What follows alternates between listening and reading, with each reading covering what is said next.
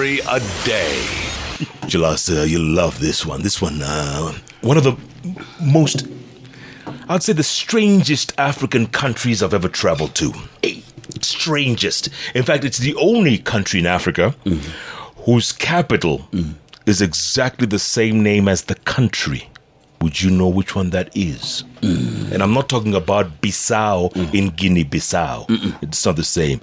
The capital is exactly the same as the country. Niger, is it? No, Niger is Niamey. Okay, I don't know. No, try. No, don't give up so easily. Okay. Wait. Madagascar and Tantaribo. Madagascar is Tantaribo. You're very correct. Antananarivo. Not Antantanta. No. It is Antananarivo. You've been there. Yes, I've been to Antananarivo. Okay, shall I tell you? Because Kanda's here and it looks like he's getting impatient. So it's called Djibouti. Djibouti is the only country in Africa. The capital, the country is the same name. The capital is Djibouti. Tucked in the corner of, Ethiopia, Eritrea. You know that little corner there?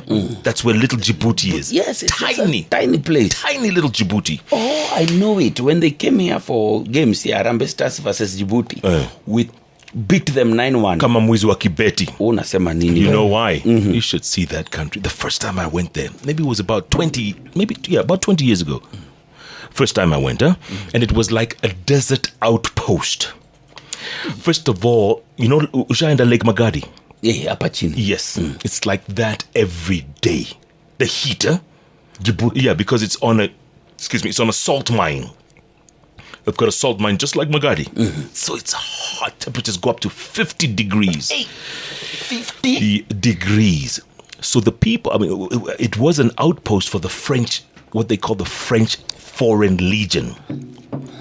Légion étrangère.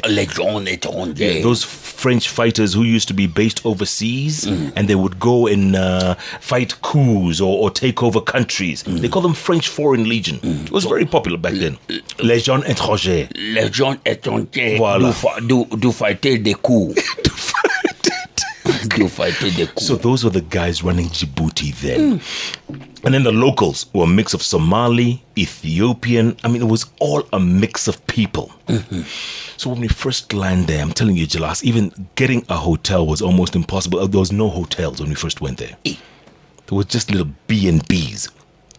Bed and breakfast. Yes, but the one thing I noticed, at 1 o'clock, the whole town went dead. 1 o'clock? Yeah, 1 p.m., because it was, the sun was overhead. No one can go out. Jalas, all of a sudden, at like 4 p.m., the entire town wakes up and there's a buzz. You know why? The Mirror has arrived from Nairobi. Yeah. The Mirror has arrived. What? And there's a truck from the airport. Gamile pick up your Meru. Yeah. And it's come and it's now dropping off supplies throughout Djibouti town. Jalas. As soon as these people grabbed it and started chewing it, life happened. The town woke up. And I was wondering, what kind of a place is this, man?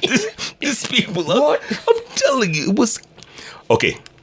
So that was that, right? And I guess the big thing was the salt mines. That's how the country made their money. Salt mines and trade with Ethiopia. Okay. Because Ethiopia doesn't have a port. Okay. So the port they used was the one in Djibouti. So there was a lot happening. Fast forward now. 10 years later, I visit Djibouti. Jalas, I couldn't believe it. The first thing that hits you is like a 7-star Sheraton. Built there, beautiful, fantastic, 90% occupancy all year round. Djibouti, the same outpost I had been to 10 years before. And then container trucks on the port, because it's right there by the port. Red Sea is there. It's just where the Red Sea meets. Container port, Jalas, bigger than the one in Kilindini. 10 years, and I said to myself, what the? How can this happen? Mother Fanta. And the French had left. Now it was the Americans who had moved in. Okay. So the Americans had, obviously in the Sheraton, they're the ones who were living in there. Big, huge military presence. Because the Africa Watch operation was by the Americans had a camp called Camp Lemonnier. And the battleships were off the coast of East Africa, and they were monitoring the events on the continent. In fact, they took us on the ship there just to see what U.S. operations were like. So when we come back to Djibouti, and this place is alive, Jalas. You remember I told you before, 1 o'clock to 4 o'clock, there's nothing happening? Yes, now the entire 24 hours. Bro, Djibouti. They got it right. Population like maybe 150, 200,000 people. Tiny. And then in the meantime, Ethiopia and Eritrea had fought a war, which meant that Eritrea had blocked off the entire ports. There was 2 ports in Eritrea that Ethiopia used to use. They blocked them both. So Ethiopia now goes to Djibouti. So most of the goods that come into Djibouti... Ethiopia is landlocked? Yes. So right now, even without processing Nini, correct, they use Djibouti port. Yes. That's why they built a new railway line, a new SGR from Djibouti all the way to Addis Ababa. Incredible. That tiny little outpost that I called, that was 50-degree temperature, all that stuff. You should see it now, Jalas. That port is so busy. Take me to Djibouti with you. You want to go to Djibouti? Let's go. I'm telling you, Djibouti. That's what we call a story a day. And you can shake your booty in Djibouti. Oh.